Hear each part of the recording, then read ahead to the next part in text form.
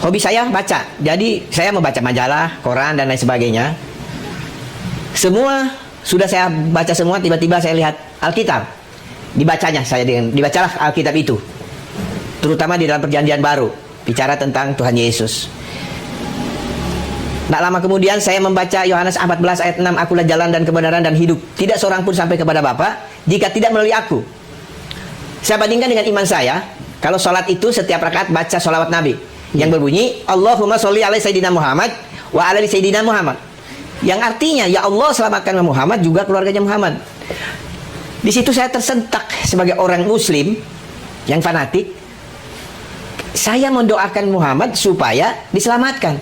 Bapak saya, mama saya, saudara saya tidak pernah mendoakan saya selamat atau tidak selamat. Tapi saya dengan umat Muslim seluruh dunia mendoakan Muhammad untuk selamat. Saya berpikir, kalau begitu siapa yang mendoakan saya? Ternyata tidak ada. Sehingga saya yang mengambil keputusan. Bukan mudah mengambil keputusan. Saya bergumul setahun apakah saya percaya Yesus atau tidak. Sedemikian lama saya dididik di dalam keislaman. Untuk mengambil keputusan untuk berubah itu tidak gampang.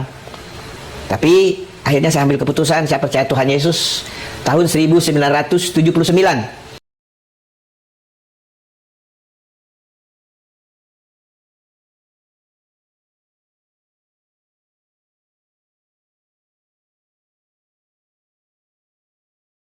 Selamat malam, Salam. Ya, Shalom. Memperkenalkan, nama saya Teddy. Nama saya aslinya Teddy Ruhimat. Kalau di kampung saya namanya Teddy Ruhimat. Saya mengenal Tuhan Yesus bukan satu kebetulan. Tetapi saya dari keluarga yang fanatik, mama maupun bapak. Bapak saya seorang militer. Dan kampung bapak adalah, apabila saudara-saudara tahu kota Tasikmalaya. Kota Tasikmalaya adalah terkenal dengan kota 1000 pesantren. Ya. Jadi dari keluarga bapak saya hampir rata-rata mereka punya pesantren. Kalau dari mama para pengusaha. Di dalam perjalanan hidup saya, sejak kecil saya dididik fanatik di dalam keagamaan.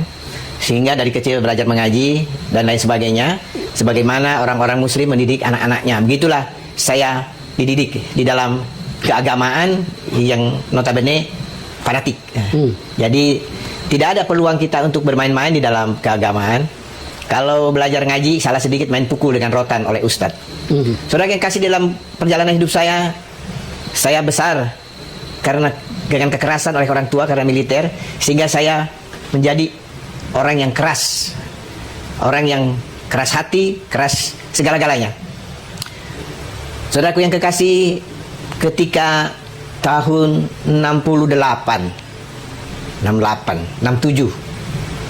saya sudah mengenal dunia narkotik, sehingga saya terlibat pada saat zaman itu dengan ganja, LSD dan lain sebagainya, sehingga saya ditangkap oleh polisi dan saya merasakan bagaimana masuk penjara. Kebetulan pada waktu itu belum ada undang-undang narkotik, karena undang-undang narkotik diterbitkan oleh pemerintah tahun 74. Saudara yang kekasih, di dalam perjalanan hidup saya semakin hari semakin besar. Satu kali saya merantau ke Jakarta. Dari Jakarta saya merantau ke Manado. Sekitar tahun 75 saya sampai di Manado. Di sana saya tinggal di anggota kepolisian. Di sana beliau itu ketua jemaat di satu gereja. Hobi saya baca. Jadi saya membaca majalah, koran dan lain sebagainya. Semua sudah saya baca semua, tiba-tiba saya lihat Alkitab. Dibacanya saya dibacalah Alkitab itu. Terutama di dalam Perjanjian Baru, bicara tentang Tuhan Yesus. Tak lama kemudian saya membaca Yohanes 14 ayat 6, akulah jalan dan kebenaran dan hidup. Tidak seorang pun sampai kepada Bapa jika tidak melalui aku. Saya bandingkan dengan iman saya. Kalau sholat itu setiap rakaat baca sholawat Nabi yang berbunyi Allahumma sholli ala Sayyidina Muhammad wa ala Sayyidina Muhammad, yang artinya ya Allah selamatkanlah Muhammad juga keluarganya Muhammad. Di situ saya tersentak sebagai orang Muslim yang fanatik. Saya mendoakan Muhammad supaya diselamatkan. Bapak saya, mama saya, saudara saya tidak pernah mendoakan saya selamat atau tidak selamat. Tapi saya dengan umat Muslim seluruh dunia mendoakan Muhammad untuk selamat. Saya berpikir, kalau begitu siapa yang mendoakan saya? Ternyata tidak ada.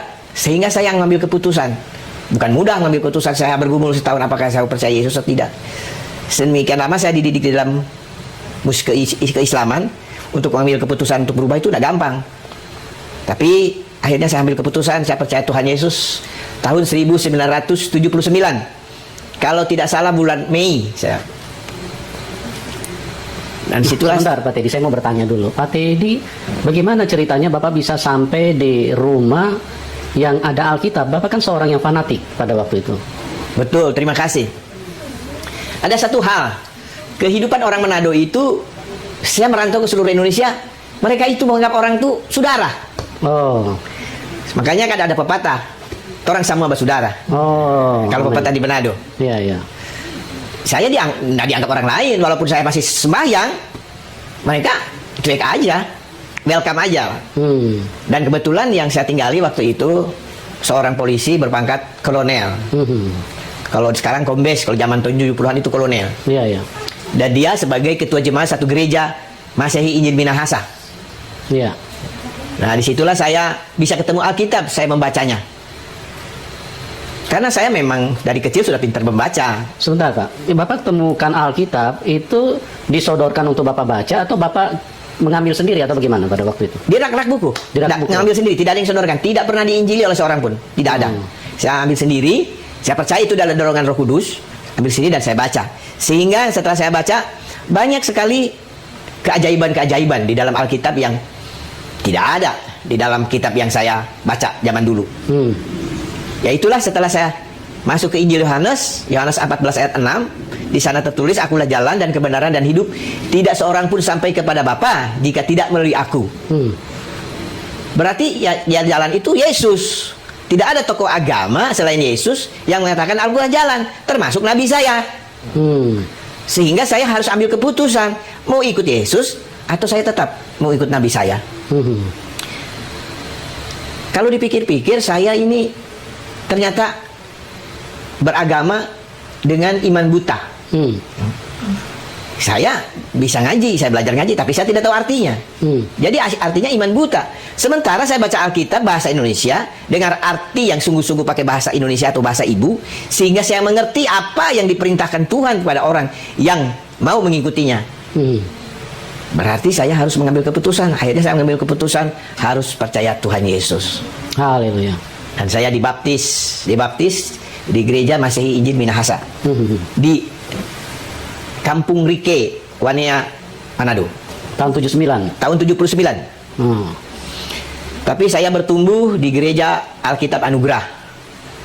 Dan saya juga sekolah di Institut Alkitab Anugerah. Nah, sebentar Pak, sebelum kita lanjutkan saya mau balik sedikit dulu, flashback dulu dengan Bapak punya perjalanan kehidupan. Tadi Bapak bilang Bapak bertumbuh di dalam didikan yang keras sehingga Bapak menjadi manusia yang keras, ya.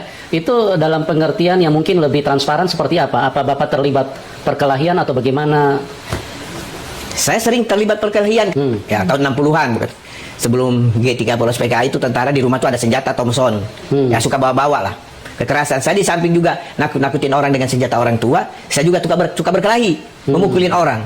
Dan saya orangnya tidak mau kalah. Kalau tidak bisa dengan tinju, ya dengan kayu. Tidak bisa dengan kayu, ya dengan senjata. Itulah saya. Karena saya dididik sama orang tua, tidak boleh menyerah. Ya. Sehingga ya sampai besar lah. Puji Tuhan, setelah saya mengenal Tuhan, Tuhan merubah pola pikir saya.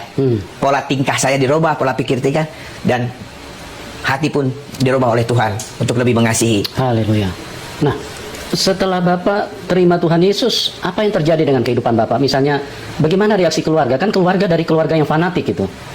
Apa respon mereka, orang tua atau mungkin saudara-saudara yang lain? Apakah mereka bisa menerima atau mereka marah atau bagaimana, Pak? Silakan. Karena waktu itu saya di perantauan, saya cuma kirim surat dan memang orang tua bilang, kamu dibuang, tidak diakui anak karena kamu jadi orang Kristen. Saya cuma ketawa. Dari dulu juga merantau, dibuang pun tidak apa-apa, saya bilang begitu. Tapi tetaplah saya pada suatu ketika tahun 80 saya pulang ke kampung. Nah, ketemulah dengan adik saya yang baru keluar pesantren. Disitulah saya injili mereka, sehingga adik saya ambil keputusan menjadi orang Kristen dan menjadi hamba Tuhan di Jambi. Nah, sebelum mereka mengambil keputusan sebagai hamba Tuhan, apakah waktu mereka tahu Bapak sudah istilahnya sudah Kristen, apakah mereka terima tidak Pak pada waktu itu? Rasul Salam waras, salam sadar. Semoga kita tetap waras. Semoga kita tetap sadar. Apa kabar teman-teman semua? Semoga teman-teman sehat,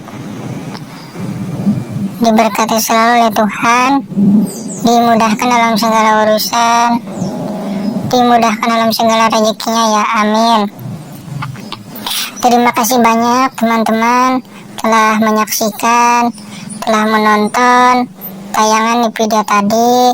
Semoga dari tayangan video tadi memberikan manfaat untuk teman-teman semua, menjadi berkat untuk teman-teman semua. Dan jangan lupa ya, jika teman-teman suka dengan channel ini, dibantu di subscribe ya. Terima kasih.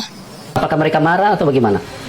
Mereka marah, tapi mereka tidak mau tidak menolak saya. Dia tetap welcome tapi marah. Kalau marah memang marah. Bapak saya juga marah, mama saya juga marah, saudara saya juga marah.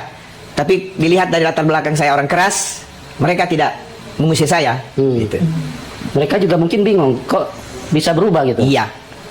Dilihat dari kesaksian hidup saya, dari kasar terus saya lemah lembut, berbicara baik-baik dengan keluarga, bagaimana saya menjadi orang Kristen. Dia kenalkan juga tentang Yesus kepada bapak saya, kepada mama saya, kepada saudara-saudara. Karena waktu pulang kampung saya kumpulkan semua keluarga, kumpulkan keluarga, paman saya, dan saya cerita siapa saya sesungguhnya, kenapa saya jadi orang Kristen. Menurut mama saya jadi Kristen, kata bahasa Sunda poeken jalan, artinya bahasa Indonesianya merasa jalan gelap sehingga saya ngambil keputusan jadi orang Kristen. Saya bilang tidak, Mak. Saya hanya membandingkan sholawat Nabi sama perkataan Tuhan Yesus di dalam Alkitab. Apa itu? Tuhan Yesus berkata, akulah jalan dan kebenaran dan hidup, tidak seorang pun sampai kepada Bapa jika tidak melalui aku. Dibandingkan dengan sholat aku tiap hari, kalau di jumlah satu hari 18 kali lah baca sholawat Nabi yang berbunyi Allahumma sholli ala Sayyidina Muhammad wa ala ali Sayyidina Muhammad. Sejak itulah, Mak, Teddy percaya Tuhan Yesus sampai sekarang. Haleluya, luar biasa ya. Ya, jadi teman-teman, memang dalam menjalani iman ini kita perlu sekali untuk teliti ya. Kalau Pak Teddy memang seseorang yang sangat teliti ya, dia memperhatikan pada waktu itu memang secara manusia mungkin kelihatan kebetulan ada Alkitab dan kemudian beliau ambil dan baca.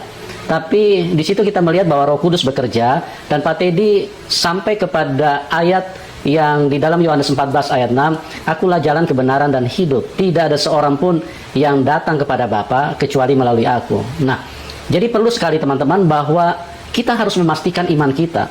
Jangan sampai kita sudah menjalani, sudah bertahun-tahun dan kita sendiri menjadi lelah, tapi pada akhirnya kita tidak ketemu Tuhan. Pada akhirnya kita tidak sampai kepada harapan dan kerinduan kita. Nah, Pak Teddy pada waktu membaca Yohanes 14 ayat 6, di situ iman beliau muncul dan iman beliau hidup. Ini yang saya perlukan. Karena kerinduan daripada beliau adalah bagaimana bisa masuk surga. Bagaimana bisa masuk surga. Dan beliau tadi sudah mengatakan bahwa di dalam keyakinan yang sebelumnya beliau tidak menemukan kebenaran seperti ini. Nah, jadi teman-teman juga mari kita belajar tentang iman kita. Mari kita coba pastikan langkah-langkah hidup kita supaya kita benar-benar apa yang kita rindukan, apa yang kita butuhkan itu benar-benar bisa menjadi milik kita ya. Jangan cuma berdasarkan apa kata orang, jangan cuma berdasarkan apa kata buku, tapi pastikan bahwa itu adalah sebuah keyakinan yang muncul dari hati sendiri. Nah, Pak Teddy saya mau bertanya, Bapak baca ayat itu, terus itu kan harus ada pembuktian secara konkret bahwa itu adalah kebenaran. Kira-kira Bapak pernah mengalami mujizat apa sampai Bapak yakin bahwa yang ngomong ini akulah jalan kebenaran dan hidup ini adalah Tuhan? Apakah Bapak pernah mengalami mujizat sampai Bapak benar-benar yakin bahwa ini adalah firman Tuhan? Terima kasih. Ya. Saya percaya dan saya yakin, saya percaya Tuhan Yesus itu dipanggil Tuhan. Secara fisik saya tidak mengalami mujizat, tetapi secara moral saya mengalami bahwa karakter saya yang keras, yang ganas, Tuhan ubah. Sementara di dalam kepercayaan yang dulu saya harus bertobat nasuha, sudah melakukan tidak berubah-berubah. Ya tadinya hitam, ya sampai sekarang juga hitam. Tapi setelah saya percaya Tuhan Yesus, satu hal yang Tuhan rubah itu karakter. Pertama, kedua pola pikir. Nah, jadi Tuhan rubah semuanya supaya menjadi manusia baru. Dan itulah saya sekarang. Haleluya. Oh, jadi secara karakter itu Bapak berubah ya? Iya. Sebetulnya itulah mujizat yang paling besar, Pak. Cuman orang selalu mengaitkan kalau mujizat itu secara fisik. Karena karakter itu tidak ada yang bisa mengubahkan, Pak, kecuali Tuhan. Iya. Ya kan? Diri kita sendiri pun tidak mampu mengubahkan karakter betul. kita. Kita dari kekerasan, dari orang ganas, dari orang munafik, dari orang suka bohong, kita tidak bisa berubah, Pak. Betul. Kecuali Tuhan yang merubah kita. Dan sebetulnya Pak Teddy mengalami mujizat yang terbesar di dalam kehidupan ini. Kalau cuma misalnya air berubah jadi Fanta, itu mujizat-mujizat secara kulit luar. Karena itu terjadi di luar manusia kita. Tapi kalau karakter sifat kita berubah, itulah mujizat terbesar. Karena hidup kita berubah. Ya, kalau cuma air berubah jadi Fanta, itu kita mau minum Fanta kan juga tidak terlalu penting. Tapi kalau karakter kita berubah, itu yang paling penting. Karena kalau karakter kita berubah, kita akan jadi bahagia. Karena apa? Karena hidup kita berubah. Dari seorang yang tadinya hidup dalam kegelapan, berubah dan menjadi berkat bagi orang lain. Kalau dulu Pak Teddy kemana-mana, banyak orang yang takut. Ya, tadi sudah diceritakan karena kalau tidak mampu adu tinju, pakai benda. Itulah yang beliau lakukan. Nah, kira-kira setelah Bapak mulai baca Alkitab itu berapa lama? Lantas Bapak mengambil kesimpulan bahwa saya mau terima Tuhan Yesus? 1 tahun. 1 tahun. 1 tahun. Ya. Nah, selama 1 tahun itu ada nggak kebimbangan, Pak? Ada banyak. Ah. Apa iya? Apa iya? Apa iya? Apa benar gitu kan? Terus bagaimana Bapak mengatasi ini sampai Bapak kepada kesimpulan ini yang benar gitu loh? Satu hal bahwa saya itu kan perokok berat. Terus ada namanya juga masih remaja, umur berapa ya waktu itu? 27 atau 2 apa lagi ya? Ngana lebih bagus supaya ngana betul-betul ikut Tuhan Yesus, kasih buang tuh rokok kata. Dengan bahasa Manado. Yang ngomong siapa, Pak? Ada teman cewek gitu kan. Akhirnya saya rokok masih, kan saya kalau beli rokok satu slop bukan satu bungkus, dibuang lah semua itu. Terus gunting rambut. Nah, saya tinggal di rumah Kolonel Weli Taroreh. Kalau teman-teman di Rike yang kenal Weli Taroreh, kenal lah itu. Terus tiba-tiba dia heran, kenapa rambut kamu digunting? Aku jadi orang Kristen lah. Ya harus dibaptis lah. Oh, tidak masalah, bilang. Akhirnya saya ngambil keputusan dibaptis. Gitu. Nah, tunggu sebentar, Pak. Yang suruh gunting Bapak punya rambut Nggak ada, siapa? nggak ada saya. Boleh tahu sepanjang mana dulu rambutnya? Sampai begini nih. Oh. Kalau dulu di belakang rambut itu parang. Oh. Kan nggak kelihatan. Rambutnya agak keriting kan, kayak sarang tawon. Oh. Jadi panjang. jadi kalau parang segini tuh diikat aja di sini di punggung. Masuk diurai rambut nggak ada yang kelihatan. Boleh tahu kenapa Bapak sampai pelihara rambut sepanjang itu? Mulai zaman itu ya umum lah anak-anak gondrong itu. Ya. Jadi tidak ada yang suruh nih. Nggak ada. Terus Bapak kok tiba-tiba mau potong rambut itu? Ya itu. Berhenti merokok, potong rambut. Yang ditinggal di rumah, saya tinggal di rumah itu heran, kenapa kamu dipotong rambutmu lagi di meja makan? Saya jadi orang Kristen, Om. Jadi orang Kristen harus dibaptis. Jadilah, mau aku dibaptis gitu. Oh gitu. Iya. Itulah perjalanan hidup saya. Di situ sudah tidak ada kebimbangan itu? Nggak ada. Yakin sudah Yakin. 100% ya? Terus apa yang terjadi setelah Bapak dibaptis? Ada kerinduan melayani. Kerinduan melayani Tuhan. Akhirnya saya berkecimpung di RT itu kan jadi guru sekolah minggu, balita, bertahap tuh sampai ke remaja. Saya bisa melayani. Tapi kan tidak punya pengetahuan. Akhirnya saya sekolah Alkitab. Kalau bahasa Inggrisnya GBI, Grace Bible Institute, Institut Alkitab Anugerah. Oh jadi seperti itu ya, Pak ya? Nah, setelah Bapak ikut Tuhan, percaya Tuhan, saya percaya pasti banyak mujizat yang terjadi. 1-2 saja Pak, mujizat yang benar-benar yang membuat istilahnya Bapak terkagum-kagum dengan Tuhan Yesus. Silakan Pak. Oke. Sebenarnya sih mujizat tuh banyak saya. Kan di Kalimantan saya bawa kapal. Saya pernah tabrakan dengan ponton, kapal saya hampir tenggelam. Saya coba berteriak, Tuhan Yesus tolong. Ya. Dan saya loncat ke ponton dan ikat kapal saya sehingga nggak jadi tenggelam tapi tergantung di situ. Mujizat yang paling saya rasakan adalah tahun 2015. Ya. Saya stroke 12 pembuluh darah saya pecah. Saya koma karena darah otak diselimut oleh darah. Dan saya tidak sadar sampai di ICU. Selama berapa lama itu Pak? 9 hari di ICU, tapi kalau stroke 4 bulan lah. 4 bulan ya? Tapi pada saat saya koma, saya ketemu Tuhan. Berupa cahaya dan di dalam cahaya itu keluar suara. Ampuni, ampuni pembalasan aku. Jadi karena saya waktu itu penuh keamarahan, penuh dendam. Tuhan mau saya mengampuni. Karena kita bilang kasihilah musuhmu. Iya. Menurut istri saya kan koma. Saya angkat tangan dan mengampuni orang-orang yang menyakiti hati saya satu persatu. Setelah itu perlahan-lahan saya sembuh. Sampai dokter saya terheran-heran. Dia bilang selama ini pasien saya yang sembuh total cuma Bapak. Oh, terima kasih dokter, kebetulan juga orang Kristen. Dan saya peluk dokter itu, saya bersyukur, terima kasih dokter, dipakai Tuhan untuk sembuhkan saya. Walaupun saya yakin 100% Tuhan yang sembuhkan, karena dokter bilang udah angkat tangan. 12 titik pembuluh darah saya pecah di sini. Pecah semua. Pecah. Saya diangkat dari rumah itu sudah pingsan saya. Sudah koma. Sudah koma. Ya. Jadi 9 hari Bapak koma total itu. Total. Tidak sadar. Tidak sadar. Oh, luar biasa. Nah, terus setelah Tuhan bilang ampuni, itu bagaimana setelah Bapak ampuni, angkat tangan, terus apa yang terjadi? Ya, menurut istri saya kan nggak sadar. Berangsur-angsur kondisi saya pulih gitu. Pulih. Terus bisa sadar gitu. Baru dari ruang ICU dibawa ke kelas gitu. Tapi masih gila.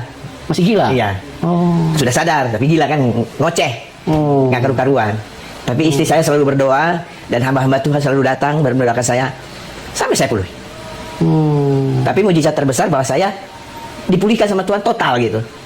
Sekarang saya sudah 2 kali stroke, nggak ada bekas-bekas, malah bisa kerja kemana-mana. Luar biasa ya. Luar biasa. Sehingga iman saya semakin kuat untuk mentransfer iman ini kepada anak-anak saya. Bagaimana harus ikut Yesus gitu. Amin. Bapak bisa cerita sedikit? Memang waktu Bapak kena stroke itu Bapak masih ada masalah dengan orang lain, atau Bapak tidak mau mengampuni? Bagaimana tuh ceritanya? Iyalah sih ada masalah. Saya marah sekali. Dan saya kan orangnya, karakter saya dari dulu itu harus diselesaikan dengan kekerasan. Iya. Tapi kan tidak boleh kan. Iya. Tuhan sudah ubahkan kan? Nah, setelah waktu stroke itulah saya diperkuat oleh Tuhan, ampuni. Jadi intinya kalau kita ingin diberkati Tuhan, ya ampunilah musuh kita. Iya. Saya dapat saat saya stroke itu, bahwa kita harus belajar mengampuni orang yang bersalah sama kita. Jangan kita jadi pendendam. Itu yang saya dapat. Haleluya, luar biasa. Nah, Pak Teddy, bagian terakhir, Bapak selama sudah ikut Tuhan ini, ada nggak pernah timbul keraguan bahwa jangan-jangan saya salah ini ikut Tuhan? Nggak pernah. Nggak pernah ya? Nggak pernah.